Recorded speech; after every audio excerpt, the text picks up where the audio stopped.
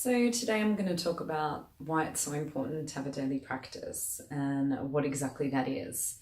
So what I've seen in my own life and in working with people is that people find a daily practice like yoga or the gym or prayer or whatever it is that their daily practice is, and they're really doing it every day out of obligation. And the first thing that needs to happen when we commit to a daily practice is that it's not an obligation. It's a genuine curiosity of what's going on in here and who am I. So feeling into, first of all, would you like a daily practice that helps you to attune to what's real? And what's real is love. What's real is freedom. And we are love and we are freedom. But we identify so strongly with the mind and the thoughts that we think that that's what we are. Or we identify so strongly with the body that we think that that's what we are. So it's not about discounting the body or discounting the mind. It's about feeling our essence beyond that duality.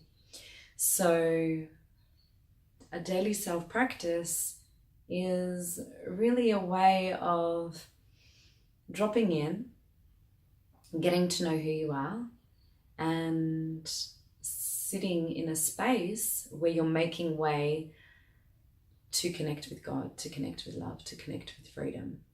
And it's not something which you can be determined about without actually really desiring to clear your field, to clear everything that's not love.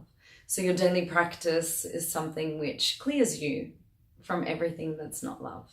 Now, a lot of daily practices, they are about just going up. So meditation sometimes is seen as a mental exercise where we go up out of the body. That's not what we're doing. We're actually going deeper into the body to disidentify with the body. So the more that we breathe into the body, the more that we're real with what's in here, then the mind slowly starts to let go of us rather than us trying to let go of it.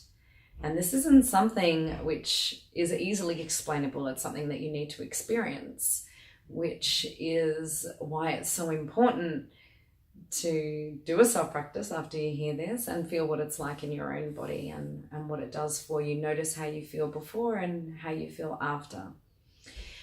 And insofar as the time it takes to have a daily practice and what your daily practice is, first I'll address the issue of time. A lot of people say, oh, I don't have time to have a daily practice. I don't have time to meditate. I don't have time to dance. I don't have time to do yoga or whatever it is that your daily practice is that resonates with you.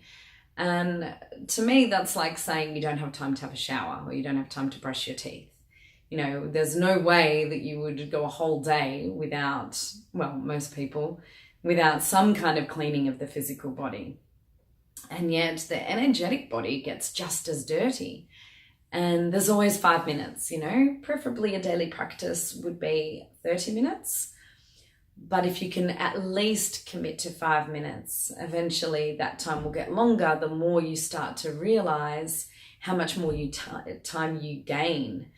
As you commit to a self-practice and you start to release everything that's not love, you start to feel more in your power and your center, so you can get a lot more done with the time that you have. So some people, you know, they're racing around doing one task after the next, and because of all the stress, it actually takes longer than what it needs to. So a daily self-practice brings you into the center, into your center.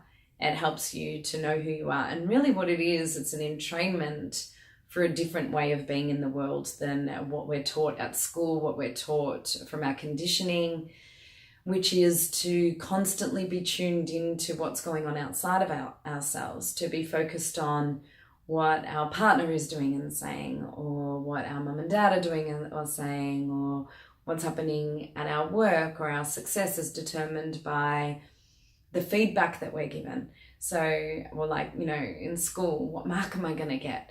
So this is a new programming which says, what if instead of looking out all the time, we began a process of looking in. And there's a beautiful quote from Carl Gustav Jung, who I did my thesis on, and it goes like this.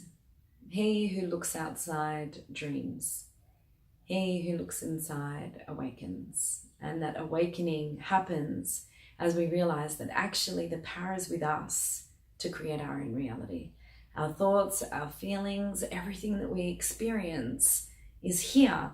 And when we try to put it out there, it's all just buying into the dream and into the illusion. So where is truth? Truth is in here. Are you prepared to look at the truth every day? Is that something that excites you to find the truth? Because that's the true seeker's path, is a search for the truth, a search for love.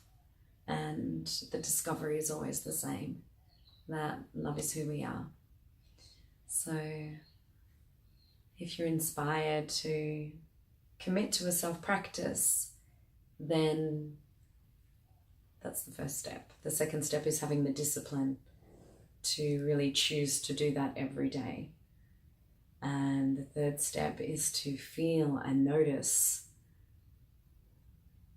what goes on in here when after my self-practice, because that's going to give you the stamina to continue on with it.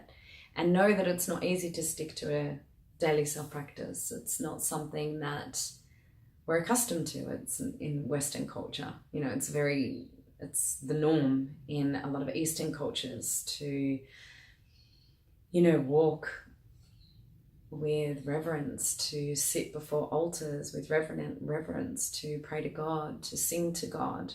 But we don't have anything like that. So also be gentle on yourself. It's like this is a new way of being. It's a new culture. So enjoy the journey.